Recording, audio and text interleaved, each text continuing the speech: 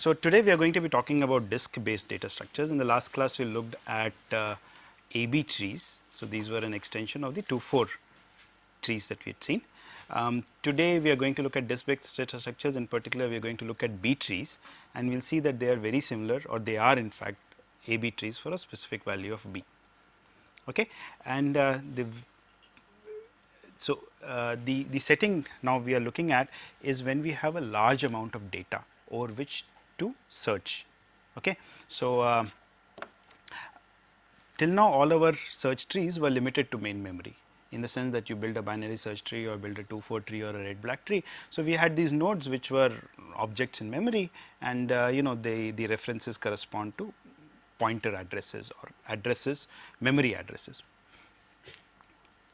Right. Now, we are looking at a setting where we have a huge amount of data, let us say some kind of transaction data, which could be banks, stock markets, settings where large amounts of data get generated. And such huge amount of data is not stored in the main memory of a computer, right. This is typically stored on disks. And now you want to be able to search through this data or insert something into this data or modify this data, right. How do you do that? So, just imagine a setting where you have, let us say, a particular bank which has records for each of its customers, right. So, there could be 1,000,000 customers, each of those records would be huge, right. The data associated with each account would be huge, because it would have all the transaction data associated with it, what has been the history of transactions and so on. Now, you can't expect all of that data to reside in the main memory of the computer. So, it would be kept on disk. And now, suppose I type in a particular account number, you should be able to retrieve that particular account and the data associated with that account. So, question is, how are you going to do this?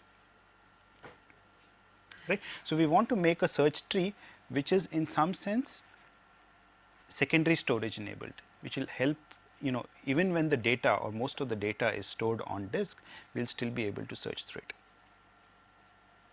Okay. Now, the problem here is that the data is stored on disk, that is fine, but even the index that we are building, right. So, what do I mean by index? The search tree. The search tree that we have is so huge that we cannot expect the entire search tree to fit into the main memory. We will come to this in a short while, right. So, what is the problem when you have things on the disk versus when things are in the main memory of the computer? So, one big problem is that disk access is very slow, right. So, how is disk accessed? You have, let us say, this is a disk. So, you typically have a bunch of disks, stacked one on top of each other. Each one of them has its own read write head, a head which will traverse, which can move along this disk and get to a particular track. So, these are the tracks on the disk, right. The disk rotates in one particular direction, and this read write head can decide that it wants to go on this track or this track or this track or so on and on, right. So, this part is called, okay. So, yeah. So, when you have to read a particular location, so a track is further divided into sectors, right. So, when you have to read a particular sector, the disk rotates and this read write head gets to the appropriate track and then starts reading the data from there, right. So, a significant fraction of the time is spent in this read write head moving, determining which track it has to go to and moving, and the rotation, right. So, one of these is called the seek latency. So, the time that is required for the head to get to the appropriate track is called the seek latency, and the other one is called the rotation latency, the time required for the disk to rotate, so that the head is positioned at the right place, the right sector. And once you have arrived at the right place, then the entire sector is typically read. So, one sector, or let us say let us call it page. So, the data then is read in units, in larger units. You do not read 1 byte of data from the disk. Why do not you read 1 byte of data from the disk? Because you have already spent so much time in getting to that 1 byte that you might as well read a whole lot of bytes, right. So, you would typically read or write in units called pages, which are it could depend upon the particular computer system, but it could be in this range, 2 to 16 kilobytes. Okay. So, you read this much amount. So, this would be one page sitting here, and you read this much amount of data, and it will be moved into the main memory. This is reading. When you are writing, similarly, you would write back an entire page. Okay. Now, so what are the problems associated with this? We have to organize our search tree in such a manner that first it can sit suitably on this disk. As I said, our search structure itself is going to be so large that it cannot fit into the main memory, right, and that is what we are going to do over the next slides. So, when you have a disk based algorithm like this, the running time is going to be measured in terms of the time taken by the CPU and the number of disk accesses.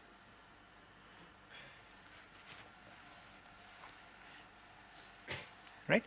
Now, this time, the time taken by the CPU is insignificant compared to the number of disk accesses, the time spent in each disk access.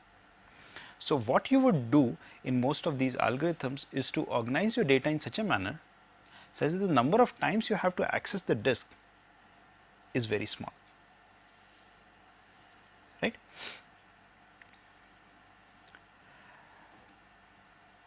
And what I have said is, so till now we have seen algorithms which are what are called main memory algorithms, where the entire data sits in the main memory.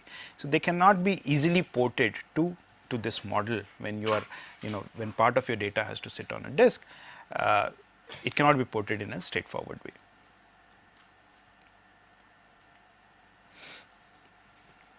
So, what are the problems that are going to happen now that we have data sitting on the disk, right? So, one is as far as this pointers business is concerned. Pointers is the same as references to objects, right. So, till now we had a reference to an object, we knew that that corresponded to an address in the main memory. So, you would go and access that location in the main memory. Now, if part of your data structure is sitting on the disk, right. So, just imagine that your red black tree or whatever it was, part of it was in the main memory and part of it was sitting on the disk, right. Now, one of those pointers, one of those references is referring to a location on the disk now, right. So, if it is referring to something in the main memory, then you can go and get it at that particular memory location, but if it is referring to something on the disk, then you will have to do something. Let's use the operation disk read to read a particular data from the disk, and disk write to write back data. So, you will have to use such kind of operations to be able to access that data.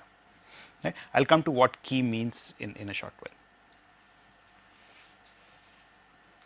Okay. So, one big problem is that the pointers now have to be translated suitably. If your pointer is just pointing to a memory location, then it is easy, you can just get to the memory location and do your job. But if it is not pointing to a memory location, if it is referring to something that sits on the disk, then you have to first fetch that block of data, that page of data from the disk into the main memory, and then you can access that particular object.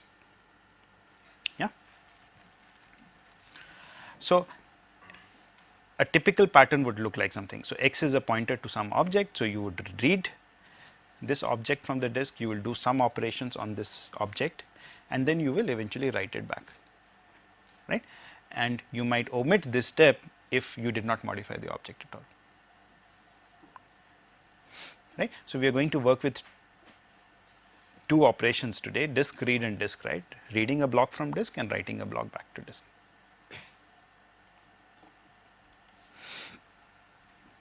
So, now let us come to what a B tree is. So, B tree is the same as your AB tree, right. So, here I have drawn an example where in this AB tree each node has 1000 keys. So, your value of A here is at least 1000, let us say is 1000.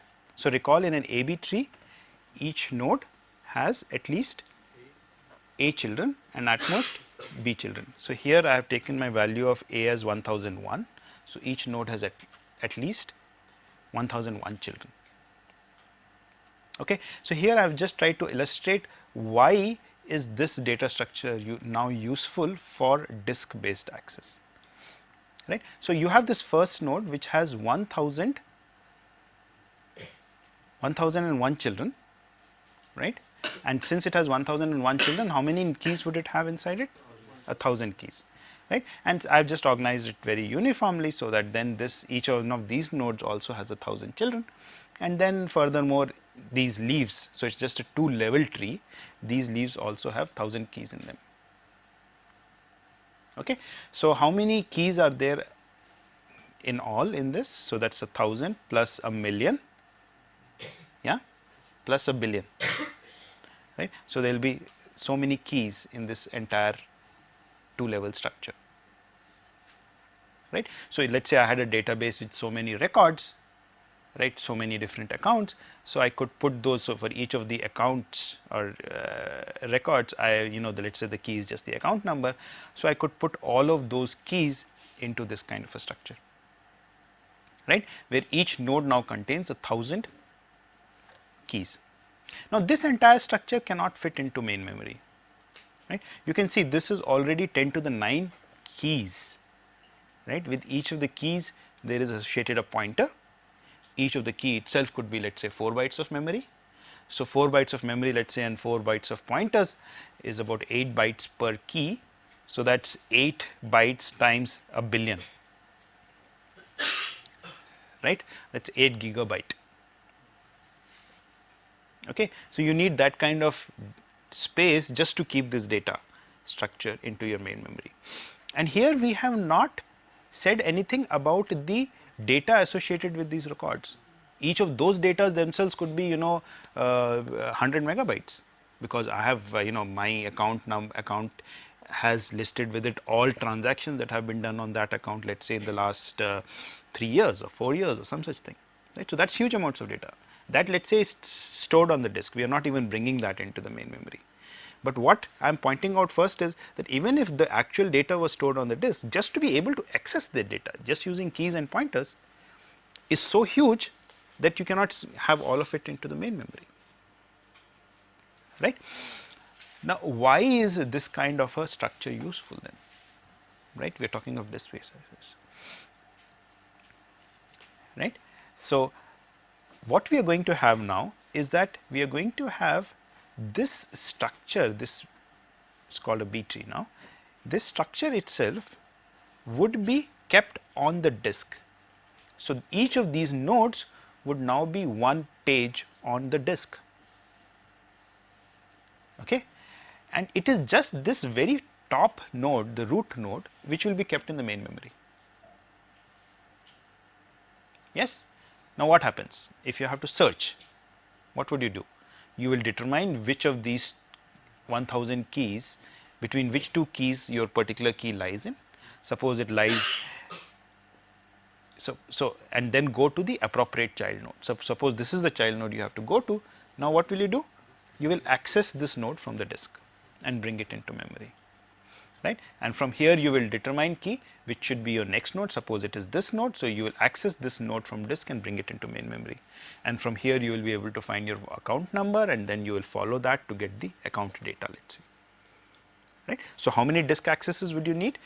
1 to get this, 1 to get this, and 1 to maybe get the actual data associated, the information associated with that particular record that you are trying to access. Yeah. So, how much disk accesses, how many disk accesses do you need? Height of the tree, right. So, to reduce the height of the tree, you want, what do you want? So, you want as little height as possible for the tree, yes. So, you want how can you reduce the height of this tree? Increase the value of A, you increase your whatever the number of children each of these nodes have, right. But what is limiting you from increasing the number of children each of these nodes had? Page size, right. Instead of 1000, why didn't I put 10,000 in here or 100,000 keys in here? That would have been even better, right. That would reduce the height even further. If I had, yeah, that would reduce the height even further. But I cannot put too many because each of those keys is taking a certain amount of space, and I can only put as many keys as can fit into one page. And what is a page? Page is the unit of transfer between the disk and the main memory. So that is defined for a particular computer system. अगर आपका page size जो है 16 kilobytes है, so and depending upon if each of your keys comma pointer pair is taking, let's say, 8 bytes, right? Your page size is 16 kilobytes, each of your key comma pointer pair is taking 8 bytes, then you can put at most 2000 keys into one page, right? And so that determines कि आप कितनी branching कर सकते हैं tree में. So this is just reiterating what the node. So x is now referring to a particular node. So what does the node x have? N of x is the number of keys in that node, right? And then once again the first key is going to be less than the second key is going to be less than the, so key 1 of the node is less than the key 2 of the node, and so on and on. So there are n of x keys, and they will have let's say a method or a particular bit in a node which specifies whether the node is a leaf node or not, right? Whether it has any further children. So leaf, if this is true, then that means it's a leaf node, otherwise not. And if it's not a leaf node, it's an internal node, then we will have, if there are n of x keys, then we'll have n of x plus 1 children of that node. Yeah. And this we all know, we've seen this before. If k sub I is a key in the subtree C sub I, then k sub I is less than the ith key in the node, right, and so on. So it's the same. So B tree is essentially the same structure as your AB tree, right? Now the only difference is, so for an AB tree we provided a lower bound on the value of B. We said B should be at least, someone remember? 2a minus 1, right? Now today we are going to say that B should be exactly, sorry, so what are we saying today? We want that B should be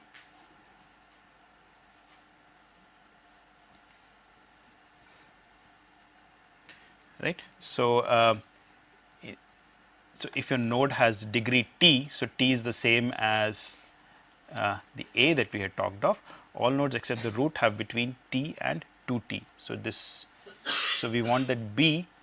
So today we want basically, this is our bound for B. So we are working with B equals 2 times A. Exactly, right. So a B tree is essentially a special kind of a AB tree with B being exactly 2 times A, right. So each node has between t and 2t children, and so it has at least between t minus 1 and 2t minus 1 keys.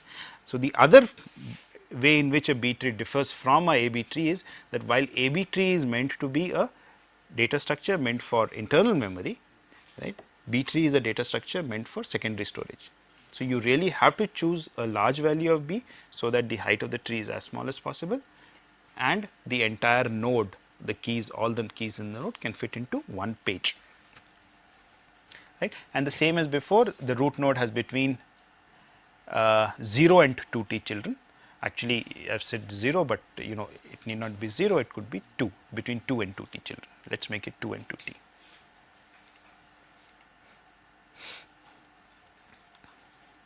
Right. So this has the root node in this example has exactly 2 children, and then this has t minus 1 keys and let us say t children. So this is the setting in which the height of the tree is as large as possible, right, because each of the nodes has only t children.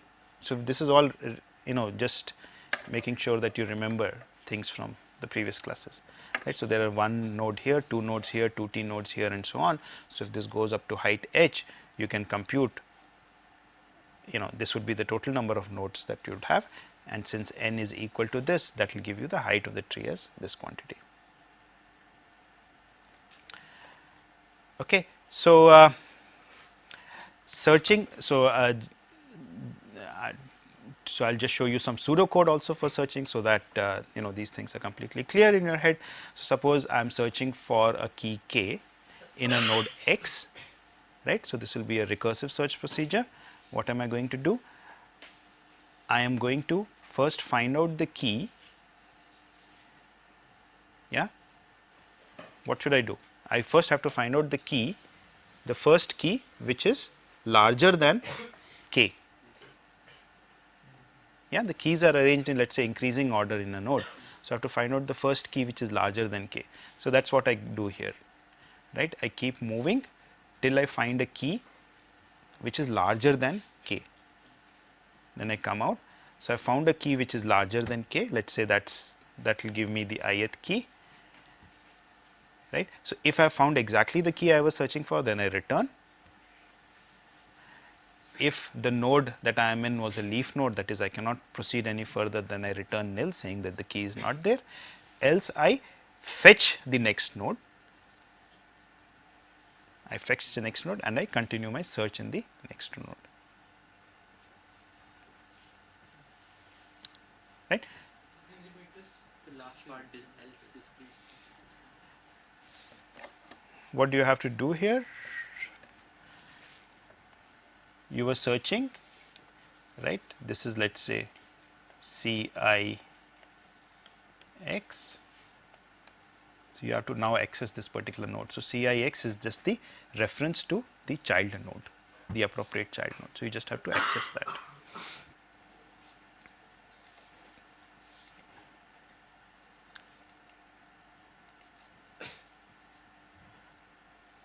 Okay, I am going to skip this. Okay, so splitting nodes, the same idea as before. When do you split nodes? When they are full, right. So, how many keys can sit in a node? We said 2t, 2t minus 1. It can have 2t children, so it can have 2t minus 1 keys. So, if it has 2t minus 1 keys and a new key, we are trying to insert a new key, then we split the node, right. And what was the process of splitting? If this is a node that I am splitting, let us say t key value is 4. So, this already has 7 keys. If I am trying to put one more here, then I need to split it. So, S goes up and this gets split into these, right. So, I have put down the code here. You can have a look at these slides separately to understand this code. I am not going to spend too much time doing it here, right. It is very straightforward what you have to do. This is a procedure for splitting a node y whose parent is x, right, and this is, let us say, the ith child of its parent. So, I refers to that, and what do? You create a new node z, right, and then you have here first you copy the appropriate number of keys t minus 1 keys from y to z, right, that is what is being done here. And then you also, if this is not a leaf node, then you will copy the children also from y to z, that is being done here. And then right, so you are copying that, and here you are moving. So, this has to be promoted up here, right, which means that these keys in here have to be moved one step right in the array. That is what is being done here, and then this key that is to be moved up is copied into the appropriate place there. And then we have these 3 disk write operations, because we have modified this node, and the new node we created. So, they all have to be written back to disk, right. So, that is being done there, right. So, it is the same thing as before. The only catch today is that we are doing these disk operations also. You can look at these slides and understand the code. So, how much time does it take for? So, now today we are going to be measuring running time in terms of the number of disk accesses that we have to do. So, in doing a split, the number of disk accesses we had to do was 3, right, because we did 3 input outputs at the end, right. The time, the CPU time, which will now be proportional to the number of keys in the node, right, because we had to move certain keys and so on, is going to be fairly small compared to this, right. So, we will actually be counting time in terms of the number of disk accesses. So, today one variant of binary of B trees also works with.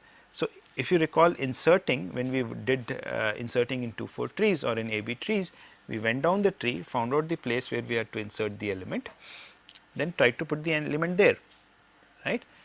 And if that resulted in the node getting split, we split that node, and that meant that we had to insert a key in the parent node, and that could lead to another split and so on and on. There is another way of doing this thing, which is that we start from the top, right. So, that is called a two pass operation, wherein first you come down and then you go up the tree. One possibility is to do the entire thing in only one pass. What does that mean? That as you are starting from the top, you check to see if the node that you are looking at already has its full quota of keys. What is the full quota? 2t minus 1. If it already has 2t minus 1 keys, then you are going to split that node right there and then, and only then proceed down the tree. Does everyone follow? So, we are going to start from the root and we are going to recursively travel all the way up to the leaf, but before we descend to a lower level, we make sure that the node contains strictly less than 2t minus 1 keys.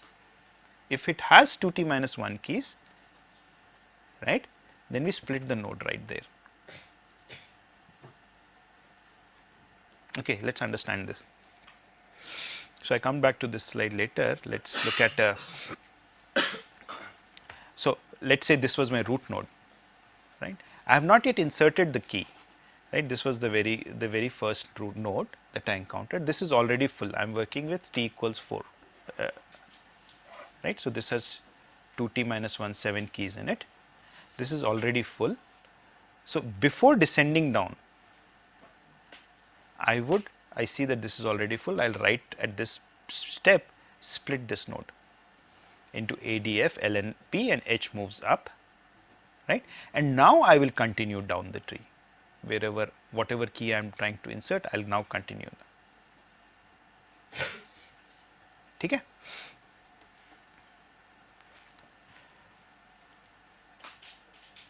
Right. So, let me see, let us show you an example. I will skip this slide and come back to this later. So, let us take an example and then we will look at the code again, right. So, suppose this is the tree, I am trying to, t is the value of 3, I am trying to insert B. So, first I come here, this node is not full, right, t is 3. So, a node is full when it has 5 keys in it. Yeah. So, this is not yet full. So, I can come down and B is inserted at this place. Now, suppose I am trying to insert Q. So, once again I come to this node, right. This is not yet full. So, I go down. So, actually this should be here. I come here, this is not yet full, I come down here, okay, and then I put Q here, but this is full already. So, which means it will call it to split. So, Q R S would go on one side, U V on the other, and T gets promoted here, right. Now, note the very interesting thing. Why did this node not get split? Because because 2t minus 1 agar full ho to right. So, see, so in the previous in what we had seen in 2,4 trees or in AB trees, what was happening was that when I inserted an element into the parent could also get split. Now, that is not going to happen here anymore. Why? Because I came down from the parent only when the parent had room in it. If the parent had room in it, then when I came down and I split this node and I put one key into the parent is now not going to get split, right. Let us see with this happening again. So, now when I am trying to insert the next key, let us say L. So, and now when I come to the root node, I will straight away split this because this is already full, right. Does not matter where L is going, L is L M N O, M L M N O, it will come here, this node is not full, right. So, but when I am trying to insert L, I will right away split this into G M T X P and then come and insert L here. Okay. Now, let us say when I try to insert F, I come here, this is not full, so I can continue, this is not full, so I can continue, then I come here, insert it here, split it, and one guy gets promoted here. So, the fact that this was not full lets me accommodate an additional key here without causing a ripple effect in the splitting process. Right. So, this can be, so in some sense this is like a one pass, in just one way down we have kind of accessed all the nodes. In just a single pass we have accessed all the nodes of the tree and did whatever splitting that needed to be done. Right. So, how many disk IOs are required? Basically you just have to move down the tree once, right. So, you have to access every node, and then every time you split a node, right, you have to write down that node back to the disk, its parent node back to the disk, and one new node that you create back to the disk. So, for every time you split, you might have to write down 3 nodes back to the disk, right. So, you will have to read as many nodes as the height of the tree, and how many nodes will you have to write back? You will have to write back at most 3 times the number of split. That many nodes you will have to write back to the disk. Yeah. So why are we doing this, like while we decide we keep splitting? Why are we doing this only here, not in the previous case of 2-4 trees? Like, okay, so towards the end I'll discuss what are potential disadvantages of doing it this way, right. If you keep splitting, right, because you have to now see what I am going to do when I have to delete a key, right. There I will try and let us see what I will try and do there, and then it will be clear, right. So, when I am doing deletion, so I am going to actually skip that code that I showed you, right. You can look at those slides and understand them on your own, right. As far as deleting keys is concerned, once again you recall the earlier procedure. We went down the tree, we deleted a key. When we deleted a key, that node could have less number of keys than it was supposed to have, in which case we first tried to borrow, if not successful, merge. If we merged, we had to remove one key from the parent. That could cause a ripple effect again, a cascading effect, so that we ended up doing this all the way up to the top, right. Now, we are again trying to do a single pass delete procedure, right, which means that we are just going to go down from top and do the deletes, right. So, now what we are going to do is, if we encounter a node which has already the minimum number of keys, what is the minimum number of keys in a node? T minus 1. If it has just T minus 1 keys, then right then we are going to make an effort to let it have more than T minus 1 keys, strictly more, at least T. So, what are we going to try and do? The same thing as before. First we try to borrow from a neighbor, from a sibling. If we are successful with that, great. If not, then that means that the sibling also has T minus 1, and then we merge. And when we merge, we bring one from above. And why can we now successfully bring one from above? Upper does not have the leaf. Because the upper has strictly more than T minus 1, right. So, you can do the entire thing in a single pass in exactly this manner. So, that is what is being said here. Before descending to a lower level in the tree, make sure that the node contains at least T keys. Yeah. In the case of insertion, we required it contains strictly less than 2 T minus 1 keys. Now, we are saying that it contains strictly more than T keys, right. So, suppose this is the situation. So, we are once again working with the T equals 3, right. T equals 3 means each node has to have at least 2 keys, right. So, this node, it is okay, there is no problem with this node. Why? Because it has 3 keys. So, I can continue down. I come to this node, and F is deleted from here, and there is no problem, right.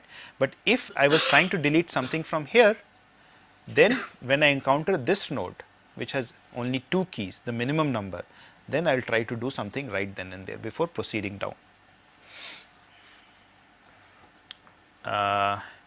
Okay.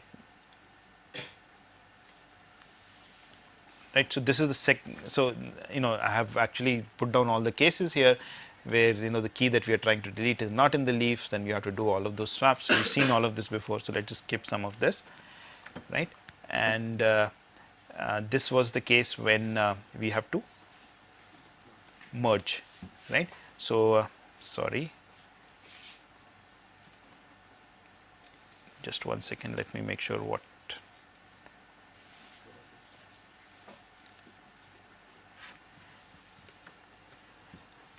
Right. So, so this is a setting, if the particular node has only t minus 1 keys, then we have to take action to ensure that it has at least t keys before we continue down. And the first thing is that we can borrow from the sibling, and if not, then we merge, right. So, this is the picture. Yeah, let us look at this one. We are trying to delete B, we come here, there is no problem here, and when I try and delete here, I have to borrow 1 from the sibling, right. You have seen many examples of this by now. So, how do you borrow? 1 goes up and 1 comes down. So, this is the situation happening here. And if you cannot borrow, then you merge, same as before, you are deleting D, you come here, you delete. Okay, so actually sorry, so you come here CL when you are deleting D, this already has a problem, right, because it has the minimum number of nodes. So, you are going to try and borrow 1 from the sibling, but you are not going to be successful in borrowing 1 because that also has a minimum. So, you merge and you get CLPTX, right, by bringing 1 down, and then you go ahead and you delete D from here. So, this is the situation that is going to happen. Now, this also illustrates why this is a bad scheme. Who can tell me why? So, this is answering the question that he had raised, right. Why did not we do the same thing for the red black trees and the AB trees? So, we could have deleted easily, even then we are merging the two.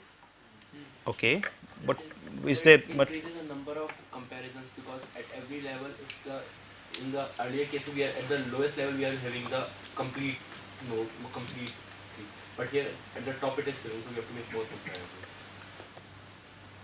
okay, I am looking for one other answer, which is perhaps, who can, Because of this, now if you need to insert something Good. else, we need to split again, right. So, see what is going to happen. So, I just deleted, right, and this is the picture I got.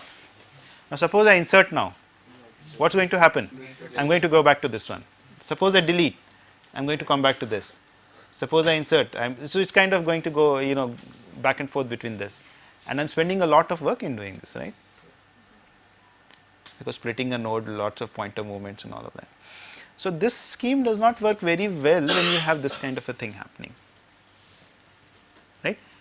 Your inserts and deletes are, very highly interspersed. If you have a block of inserts and a block of deletes happening, then it is okay, then you can still work with the scheme fine, right. Because if you had just deletes happening, ab iske baad bhi next delete hi ho raha tha, so there would be no problem, right. This has a large number of keys now, so it can handle a whole lot of deletes without significant trouble, right. So, if you had a large sequence of deletes, then this is a fine strategy, or if you had a long sequence of inserts. But if you had these things alternating very often, then you would be in some trouble.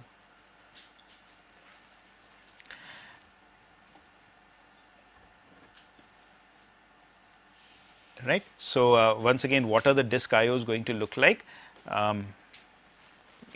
So, we are going to read as many nodes as the height of the tree, and at each point when I am borrowing 1 from the sibling or merging 1 from the sibling, I am basically modifying only my sibling node, right. So, if I am doing any of those operations, I might have to write back my sibling, my own node, and the parent node. Why the parent node? Because even when I am borrowing from the sibling, 1 key goes up and 1 key comes down from the parent, right. So, the parent node also gets modified, or even when I am merging, again the parent node gets modified. So, every time I do some borrow or merge with the sibling, I will have to write back 3 nodes, right, and so that gives the number of disk writes that you have to do at the end of this. So, again this 2-pass operation we have actually seen before, right. So, this was the single pass way of doing things, but 2 pass we had already seen. So, you first go down and then you go up as much as is necessary, so to say. Yeah. Okay. But in the case of disk accesses, you have to think carefully, or you have to organize these things more carefully, right. Because if if you first make one pass down and then you make a pass all the way back up, then you are spending twice as much time as you could have by just having made a single pass, right. So, one thing you can do is that when you are making the first pass down, you keep all those blocks that you read in memory. How many blocks is that? How many pages is that? Just the height of the tree, which is not too much. So, you keep them in memory. Why do you keep them in memory? Because you might require them on the way back in your second pass. Yeah. So, those are optimizations that you can do to try and reduce the time, because as I said, most of the time here is spent in the disk axis. You have to reduce the number of disk axes as much as possible. Okay. So, with that we are going to end this class today. So, this was mainly meant as a recap of the data structure that we saw today was just a small extension of the AB tree, but it is specifically for disk based accesses and is useful in that setting.